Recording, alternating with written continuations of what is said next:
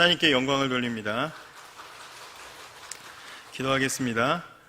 여호와를 경외함이 곧 지혜의 근본이라. 그 계명을 지키는 자는 다 좋은 지각이 있나니 여호와를 찬송함이 영원히 있으리로다. 사랑하는 하나님, 이제 말씀 앞에 나아갑니다. 이 말씀이 우리의 삶을 자극하여 변화로 인도하게 하여 주시옵소서. 이 시간 우리 각 사람에게 깨닫는 은혜를 부어주셔서 하나님의 영적인 지혜와 총명을 얻게 하여 주시고 늘 하나님을 기쁘시게 하도록 말씀에 합당한 삶을 살게 하시며 선한 일에 열매 맺게 하시고 하나님을 더 많이 알아가게 하여 주시기 원합니다. 부족한 자의 입술로 말씀을 전하게 하시니 감사합니다. 말씀을 나눌 때 은혜가 있게 하시고 이 설교가 하늘의 영광 되고 우리 교회에 유익되게 하여 주시옵소서. 예수님의 이름으로 기도합니다. 아멘.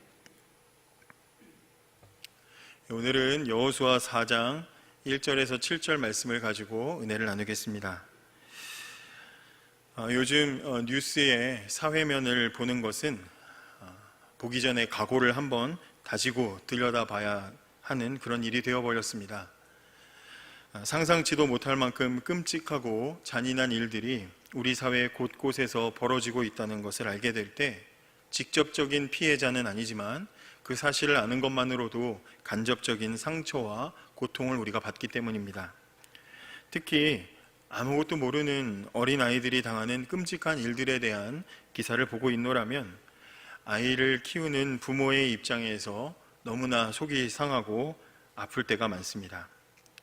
사회 속에 빈번하게 벌어지고 있는 이런 사건들을 대할 때마다 큰 안타까움을 느끼면서도 또 한편으로는 제 자신을 바라보면서 참으로 감사한 것들도 있다는 것을 발견하게 됩니다.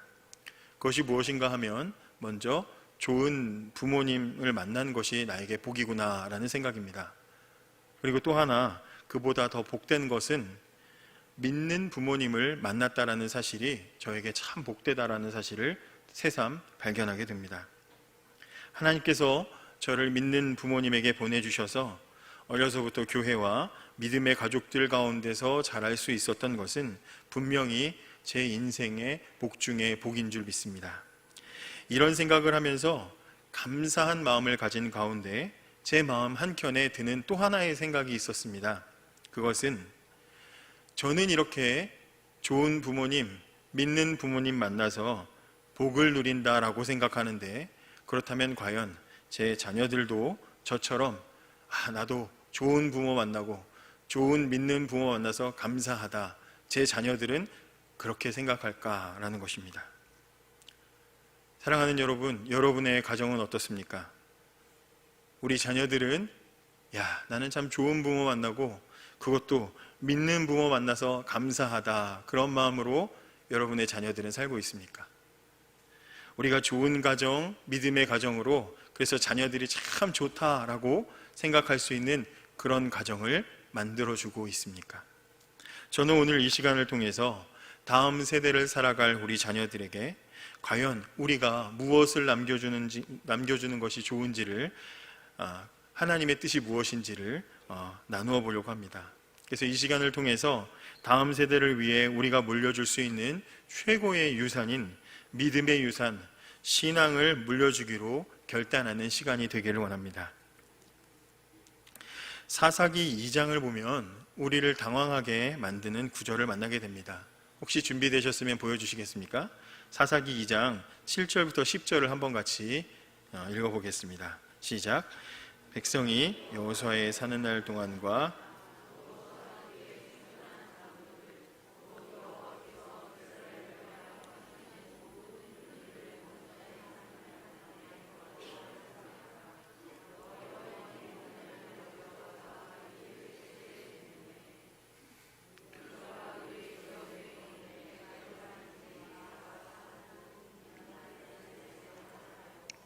그 세대 사람도 다 그 열조에게로 돌아갔고 그 후에 일어난 다른 세대는 여호와를 알지 못하며 여호와께서 이스라엘을 위하여 행하신 일도 알지 못하였더라. 아멘.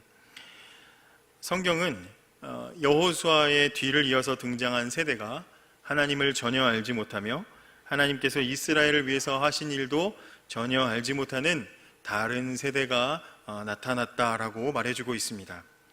이 구절을 읽을 때 우리가 놀라게 되는 것은 무엇이냐면 여호수아의 세대가 어떤 세대인지 우리가 너무나 잘 알기 때문입니다.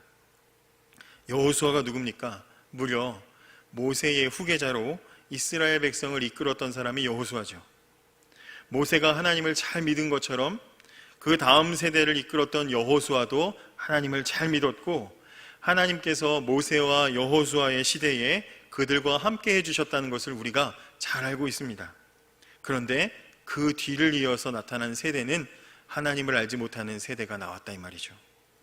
사랑하는 여러분, 깊은 바다가 갈라져서 마른 땅을 보고 건넜던 세대, 40년 동안 광야에서 매일 아침마다 하나님의 능력이 서려 있는 만나를 먹었던 세대, 사막에 강을 만들어 주셔서 200만 명의 사람들을 살리시는 하나님의 능력을 생생하게 경험했던 세대, 그리고 그 뒤를 이어서 기적적인 능력과 영광을 모조리 경험하면서 믿음으로 7일간 성벽을 돌아 여리고성을 정복하고 가나안 땅을 차지했던 위대한 여호수아의 세대, 그 세대를 이어서 등장한 새로운 세대가 하나님을 전혀 알지 못하는 완전히 다른 세대였다는 것은 우리를 당황스럽게 만들고 실망하게 만듭니다.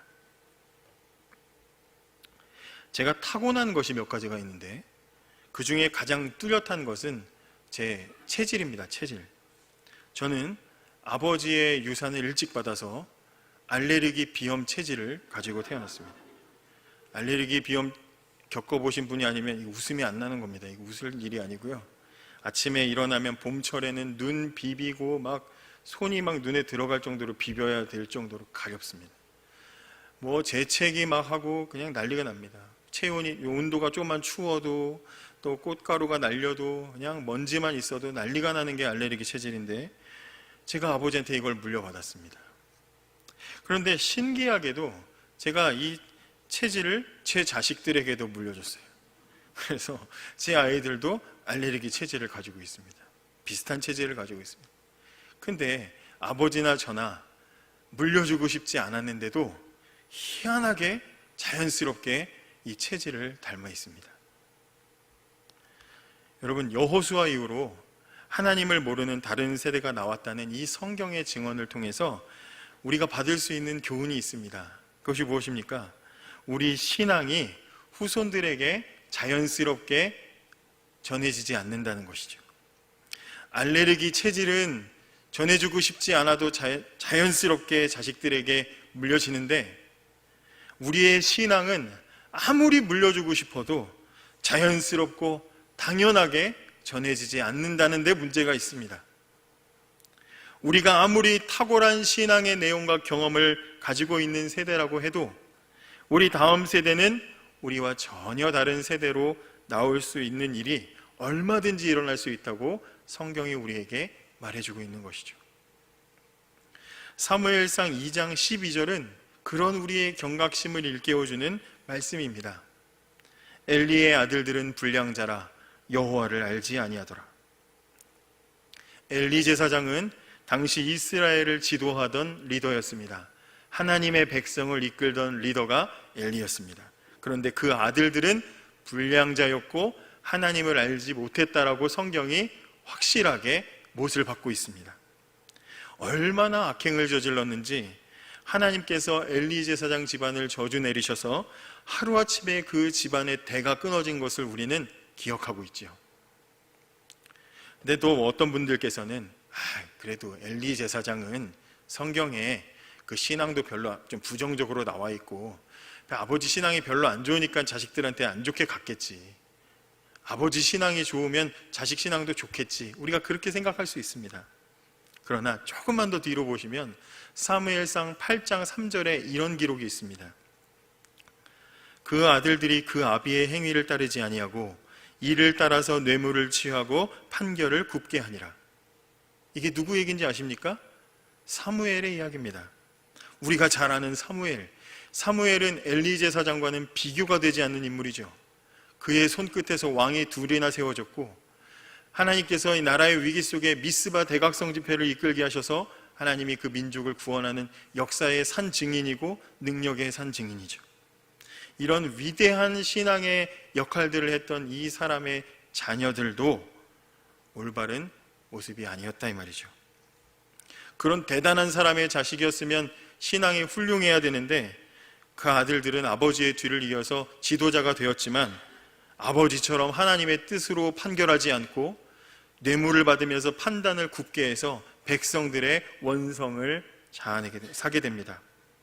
그리고 더 심각한 것은 그것이 문제가 되어서 이스라엘 백성들이 사무엘을 쫓아가가지고 당신의 아들들 때문에 도저히 안 되겠다, 우리에게 왕을 주시오, 그리고 왕을 요구하게 되는 것입니다. 그래서 이스라엘이 그때부터 왕이 다스리는 시대가 되었고, 그리고 아시는 대로 이스라엘은 왕 때문에 망하죠. 그 하나님의 나라가, 하나님의 백성들이 왕을 요구하게 만든 그 단초를 누가 제공했느냐? 사무엘의 아들들이 제공했습니다. 여러분, 엘리 제사장 집안이나 사무엘 집안이나 모두 다 다음 세대인 자녀들에게 바른 신앙의 유산을 물려주지 못했습니다.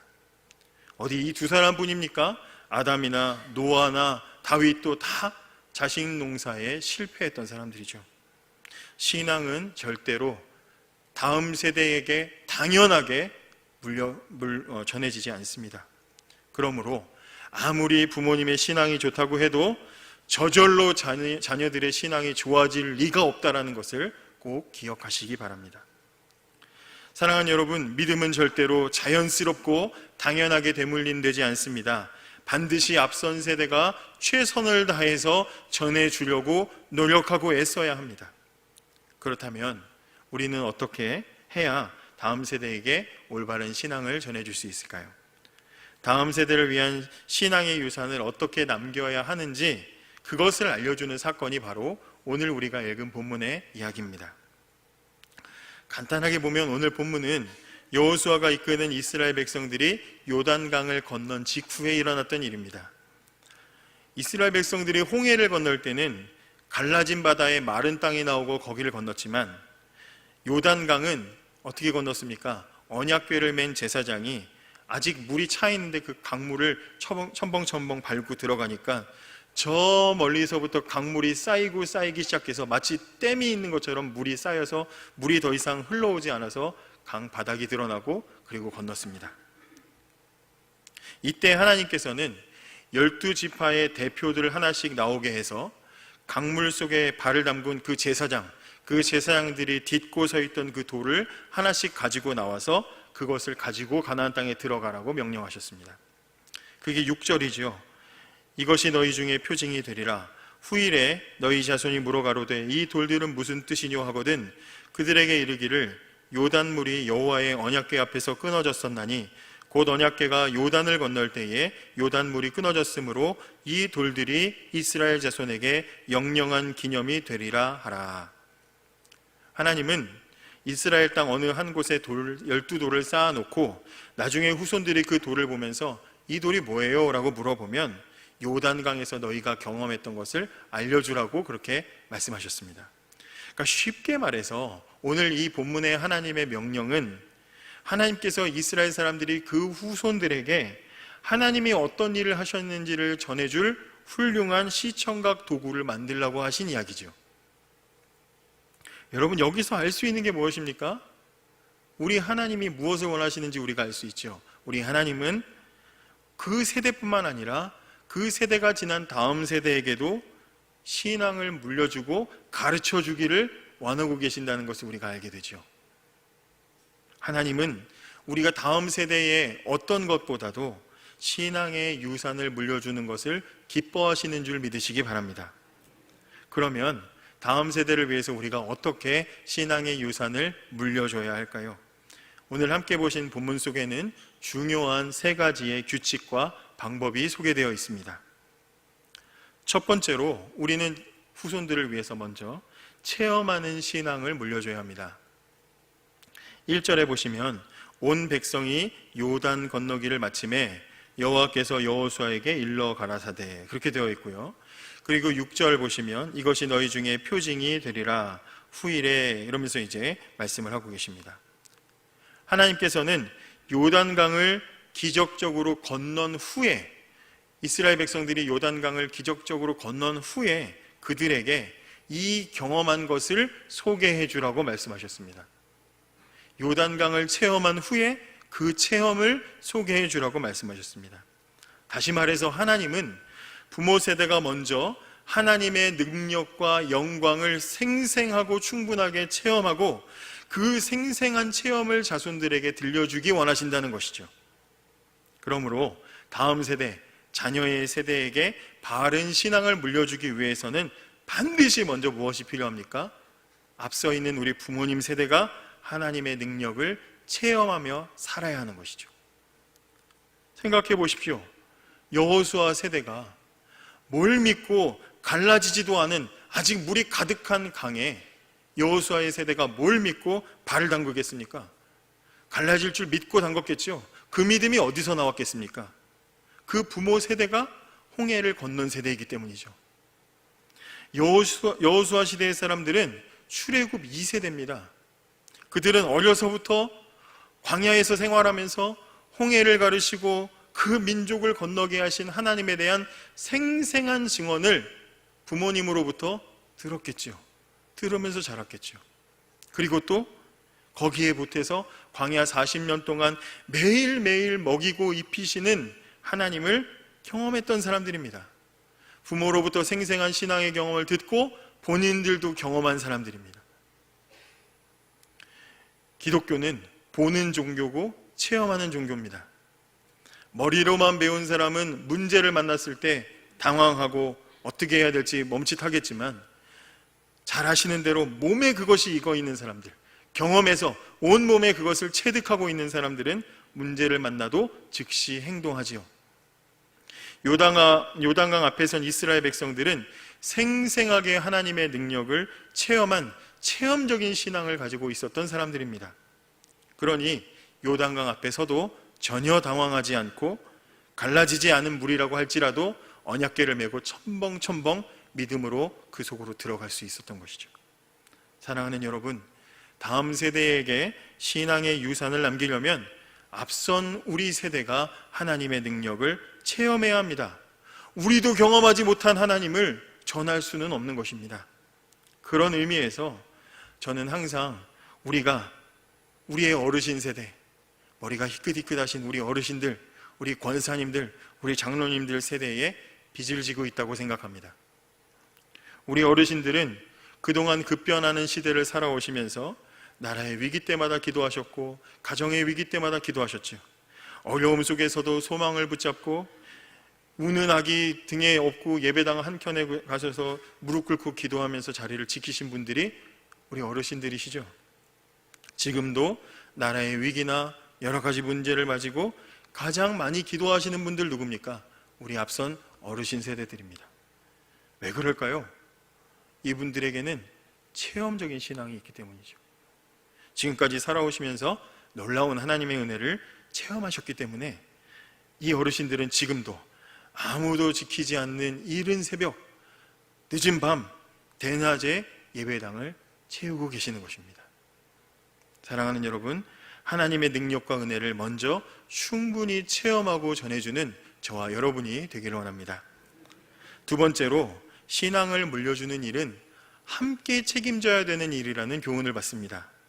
여기 4절에 보면 여호수아가 이스라엘 자손 중에 매 지파에 한 사람씩 예비한 그 12사람을 불러서, 그리고 5절 중간에 이스라엘 자손들의 지파 수대로 각기 돌 한 개씩 취하여, 이렇게 얘기합니다. 하나님은 후손들에게 신앙의 증거를 유산으로 남길 수 있도록 이스라엘 12지파에서 한 사람씩을 선발해서 돌을 옮기게 하셨습니다. 기념이 되게 하려면, 기념과 상징을 위해서라면 작은 거 12개보다 큰 거 하나 있는 게 훨씬 더 눈에 띄겠죠. 우리 교회도 들어오는 저 입구에 보면 큰 돌이 있죠. 그러니까 눈에 띄는 거 아니겠습니까? 기념을 위해서라면 큰 돌 하나가 낫습니다. 아니, 하나님이 숫자 10이 좋아하셔서 12개가 필요하시면 그냥 힘센 사람 나오세요 해서 어느 지파든 힘센 사람들이 들고 가도 되는데, 굳이 하나님은 12지파에서 한 사람씩 나와서 돌을 하나씩 가져가라고 하셨습니다. 무슨 의미가 있겠습니까? 왜 이렇게 하셨겠습니까? 자녀들에게 바른 신앙의 유산을 물려주는 일은 모두가 함께해야 하는 일이기 때문에 그렇습니다. 하나님은 요단에서 가져온 돌을 각 지파가 증거로 가지고 와서 후손들이 어른들 누구에게 물어봐도 대답할 수 있도록 하신 것이죠. 돌에 뭐가 써 있습니까? 무슨 표시가 있습니까? 아무것도 없죠. 반드시 그 돌을 갖다 쌓아놓고 그 세대는 그 돌을 볼 때마다 생각하지 않으면 후손들에게 전해줄 수 없겠지요. 모두가 함께 하나님께서 하신 일을 기억하고 간직하고 가르치는 일을 여호수아만이 아니라 몇몇의 지도자만이 아니라 모든 이스라엘 백성들에게 하라고 명령하신 것입니다. 그러므로 다음 세대에게 신앙의 유산을 물려주는 일은 특별한 사람, 사역자, 교회학교 교사들에게만 책임질 일이 아니라 모두가 함께 이 자리에 있는 저와 여러분이 책임져야 되는 일인 줄 믿으시기 바랍니다. 우리 부모님들은 자꾸 착각을 하시죠. 내가 잘 먹이고 우리 자녀 입혀서 육적으로 내가 잘 해주면 영적인 교육은 교회에서 알아서 하시겠지. 물론 저희같이 주일학교 사역자들을 믿어주시는 것은 참 고맙지만 거기서 끝나시면 안 된다 이 말이죠. 그것은 절대로 성경적인 것이 아닙니다. 자녀의 신앙교육은 부모님께서 책임지셔야 되는 일이라고 성경은 우리에게 말해주고 있습니다. 우리 자녀들이 생활하는 모든 환경을 반드시 우리는 책임지고 돌아봐야 하는 것이죠. 가정과 학교가 교회가 동시에 바뀌지 않으면 우리 자녀들이 다음 세대가 아니라 다른 세대로 변질될 수 있다는 것을 기억하시기 바랍니다. 여러분 잘 생각해 보십시오. 저와 여러분이 어디서 신앙 배웠습니까? 어디서 체험적인 신앙을 배웠습니까? 앞선 어른들이죠. 내가 어린 시절 보았던 교회의 어른들, 가정의 어른들을 통해서 우리가 신앙 배우지 않았습니까? 저도 어릴 때 저희 부모님뿐만 아니라 제가 어릴 적 다니던 교회의 어르신들이 교회 신앙생활 하시는 것을 보고 배웠겠지요. 그분들의 기도 생활, 그분들이 예배 준비하시는 태도, 예배 드리는 모습, 또 교회를 섬기고 사역자를 섬기는 모습, 직분을 감당하시는 사명감, 헌금 생활, 이러한 것들을 보고 듣고 자랐지요. 그리고 그대로 하고 있는 것입니다. 마찬가지로 저와 여러분 우리 모두가 같은 목적과 같은 마음을 가지고 이제는 자녀들에게 보여주어야 하는 것입니다. 자녀들이 하나님을 체험하고 맛보는 세대가 되도록 기도할 뿐만 아니라 앞장서서 우리의 기도생활, 예배생활, 헌금생활, 교회를 섬기고 직분을 감당하는 모습을 우리가 보여주어야 하는 것이죠. 마지막으로 우리는 다음 세대에게 단순하고 확실한 신앙을 전해주어야 합니다. 여기 4절에 다시 보시면 여호수아가 이스라엘 자손 중에 매 지파에게 한 사람씩 예비한 그 12사람을 불러서, 그리고 5절 뒤에 보시면 각기 돌 한 개씩 취하여 어깨에 매라 이렇게 얘기했습니다. 하나님은 이스라엘 각 지파에서 나와서 요단강에 언약궤를 메고 지금 사람들을 건너가도록 돌 딛고 서 있는 그 제사장들, 딛고 서 있던 그 돌을 가지고 와서 그 돌을 어깨에 메고 가나안 땅으로 들어가라고 하셨습니다. 여러분, 강바닥에서 돌 꺼내 보셨습니까? 강바닥에 있는 돌 꺼내 보셨어요? 여름에 계곡에 놀러 가서 물고기나 가재 같은 거 잡아보려고 돌을 이렇게 뒤집다 보면 강가에 있는 돌보다 강바닥에 있는 박힌 돌은 꺼내기가, 뒤집기가 엄청나게 어렵지요. 그죠? 야, 이거 지금 잡아줘 하면서 같이 하지 않으면 안 되지요. 제사장들이 딛고 서 있던 요단강에 있던 돌, 그 돌은 원래 강물 바닥에 있던 돌이겠죠. 그 바닥에 있었던 그 돌은 어떤 돌이었겠습니까? 200만 명의 사람들이 다 지나갈 때까지 딛고 서 있었던 그 돌은 어떤 돌이었겠습니까?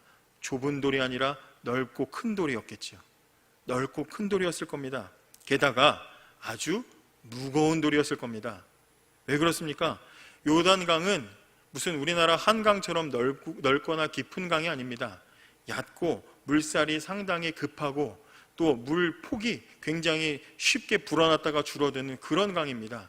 그렇게 물살이 세고 빠른 강이라면 그 강바닥에는 작고 가벼운 돌이 남아나질 않죠. 다 휩쓸려 내려가고 남아있는 돌들은 죄다 크고 무거운 돌, 그러니까 그런 강에서는 고기 잡고 놀기가 어렵다 이 말이죠. 그렇게 깊고 또 이렇게 단단하고 무겁게 잘 박혀있는 돌들이었을 것입니다. 각 지파에서 선발된 사람들이 강바닥에서 돌을 하나씩 꺼낼 때 어떻게 꺼냈겠습니까? 쉽게 꺼낼 수가 없었을 것입니다. 낑낑대면서 땅을 파고 겨우 그 돌을 꺼냈겠죠. 꺼냈는데 꺼낸 돌이 또 가볍지도 않고 엄청나게 무거웠을 것입니다. 그러니까 그 돌을 짊어지고 갈 때 굉장히 힘들었을 뿐만 아니라 그 돌을 짊어진 사람은 다른 짐을 아무것도 들지 못했을 겁니다. 여러분, 하나님이 왜 이렇게 힘든 일을 시키셨을까요? 하나님의 능력을 상징하는 그 돌을 들고 가게 하신 이유는 가나안 땅에 들어갈 때 다른 거 다 잊어버려도 하나님의 능력을 믿는 단순하지만 확실한 그 믿음, 그거 하나는 들고 들어가라고 그렇게 하신 것이죠. 이 세상을 살다 보면 우리는 너무 많은 것을 생각하고 삽니다. 우리가 손에 들고 있는 휴대폰은요, 우리에게 순식간에 수없이 많은 정보들을 우리에게 던져주죠. 가뜩이나 내 삶을 사는 것도 바빠 죽겠는데 휴대폰 한번 들여다보고 TV 한번 들여다보면 온갖 세상의 남의 걱정까지 다 들어와가지고 어찌나 복잡한지 모릅니다. 마음이 쉽게 비워지질 않는 시대를 우린 살아가고 있습니다.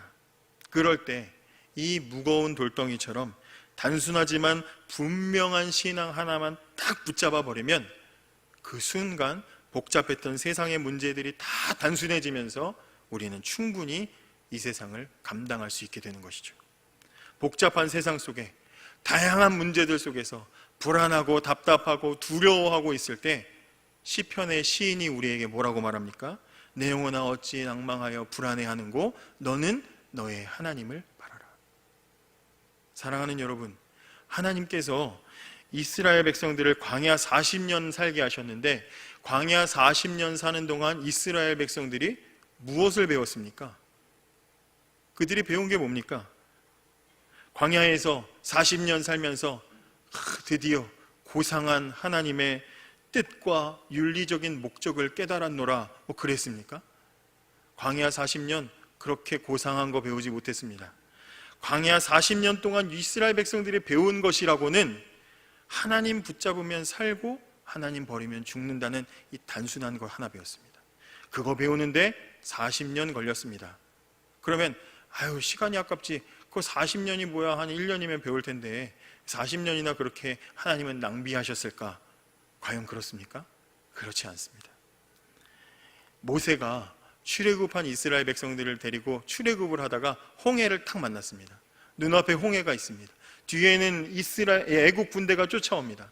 진퇴양난의 위기를 만났을 때 성경을 보면 이스라엘 백성들이 난리도 아닙니다. 저걸 죽여야 된다, 무덤이 없어서 여기를 끌고 왔냐, 저 모세를 죽이고 우리 돌아가서 항복하자, 울고 불고 난리가 납니다. 그런데 광야 40년 그 단순한 훈련 하나, 단순한 교훈 하나 딱 받고 나자 똑같이 여호수아가 이스라엘 백성들을 데리고 가나안 땅에 들어갔는데 눈앞에 요단강이 탁 가로막고 있습니다. 제가 여호수아 3장을 몇 번을 읽어봤는데 아무리 읽어봐도 놀랍게도 그 백성이 지도자 여호수아에게 한마디도 하지 않습니다. 그들은 여호수아를 따르면서 단 한 번도 토를 달지 않습니다. 아무도 가보지 못했는데, 아무도 가보지 못한 요단강을 건널 때에도 어떻게 건널 건지, 갈라주실 건지 말 건지, 배를 만들어야 되는지 말 건지 묻지도 따지지도 않고 여호수아가 이끄는 대로 강을 건너는 모습을 보게 됩니다. 사랑하는 여러분, 광야 40년이 알려준 단순한 교훈, 하나님 붙잡으면 산다, 하나님만 붙잡아라. 이스라엘 백성이 얼마나 훌륭한 신앙을 40년 동안 전수받았는지 우리가 알 수 있죠. 사랑하는 여러분, 다음 세대가 우리보다 더 훌륭한 믿음으로 무장할 수 있도록 우리는 다음 세대에게 단순하지만 확실한 신앙을 전해 주어야 합니다. 하나님께서 분명히 여호수아 시대에 그 쌓아놓은 돌을 통해서 신앙을 잘 가르치라고 명령하셨습니다. 잘 아시는 대로 여호수아는 말씀을 중심으로 살았던 위대한 사람입니다. 그러나 그의 시대는 결국 자손들에게 하나님의 말씀을 물려주는데 실패하고 맙니다. 그 결과로 나온 그 이후의 세대는 하나님을 전혀 알지 못하는 세대가 되고 말았습니다. 불과 100여 년 전에 홍해를 경험했고 광야에서 만나를 먹었던 민족의 후손이 요단강을 건너고 해와 달을 멈추신 하나님을 경험한 민족의 후손이 하나님을 모르는 비참한 세대가 되고 말았습니다. 여러분, 우리나라는 약 100여 년 전에 기독교가 들어온 이후에 일제시대와 전쟁의 시대를 겪으면서도 눈부신 성장을 했습니다. 지난 100여 년의 역사 속에 하나님의 능력이 곳곳에서 나타났다는 것을 우리는 잘 알고 있습니다. 우리 조상들의 신앙을 이어받은 우리 어른들과 또 우리들이 그 신앙의 유산을 누리며 살았습니다. 폭발적인 부흥의 시대를 경험했고요. 부흥과 더불어 나라의 성장을 우리는 혜택으로 받았습니다. 전 세계적인 교회와 세계적인 목회자들이 일어났고요. 전 세계가 한국교회의 신앙과 기도에 대해서 주목하는 황금 시대가 흘러갔습니다. 사회 어디에서도 한때는 교회 직분자다, 교회 어디 교회 목사님이에요, 어디 교회 집사님이다, 어디 교회 장로님이다만 해도 믿어주던 시대가 있었지요. 부모님들이 교회 안 다녀도 자식들이 딴 데 간다 그러면 못 가게 하는데 교회 가서 놀 거야, 교회 다니는 친구랑 함께 있을 거야 하면 믿어주던 시대가 분명히 있었습니다. 저도 기억합니다. 그런 시대가 있었습니다. 우리는 분명히 우리보다 앞선 어른들의 남긴 신앙의 유산을 잘 그 혜택을 이어받았습니다. 그러면 우리는 어떻습니까? 우리는 새롭게 성장하는 다음 세대, 우리 자녀 세대를 위해서 무엇을 하고 있습니까? 우리 자녀들에게 우리의 신앙이 잘 전해지고 있습니까? 우리가 물려받은 체험적인 신앙, 함께하는 신앙, 그리고 단순하고 확실한 신앙이 다음 세대에 잘 전달되고 있습니까? 그래서 우리 다음 세대가 다른 건 몰라도 하나님 하나는 확실히 붙잡은 세대가 되어가고 있습니까? 사랑하는 여러분, 우리 신앙은 절대로 당연하게 흘러가지 않습니다. 당연하게 물려줄 수 없습니다. 그러므로 어느 때보다도 다음 세대를 위해서 우리는 노력해야 합니다. 우리가 먼저 하나님을 깊이 경험하고 신앙의 본을 보이며 다음 세대가 하나님을 잘 섬기도록 기도해야 합니다. 왜냐하면 잘 아시는 대로 여호수아의 시대가 다음 세대에게 신앙을 물려주지 못해서 하나님을 알지 못하는 세대가 되었을 때 이스라엘 백성들에게 하나님은 사사시대를 허락하셨습니다. 사사기를 보시면 아시겠지만 사사시대에는 하나님의 능력이 많이 나타난 시대이기도 하지만 뒤집어서 보면 하나님이 많이 때리신 시대이기도 하다 이 말이죠. 만약에 우리가 우리 다음 세대에게 바른 신앙을 전해주지 못한다면 우리 뒤를 이어 등장하는 세대는 하나님을 알지 못하는 세대가 될 것이고, 그러면 고통 속에서 하나님을 알아가는 눈물의 시대를 우리 자녀들이 살게 될 것입니다. 엘리의 아들들은 불량자라 하나님을 알지 못하였더라. 사무엘의 아들들이 그 아비의 행위를 따르지 않았더라. 여호와를 알지 못하는 다른 세대가 나왔더라. 바라기는 이 비참한 비극이 우리 다음 세대에서 재현되지 않도록 최선을 다해 기도하는 저와 여러분이 되기를 원합니다.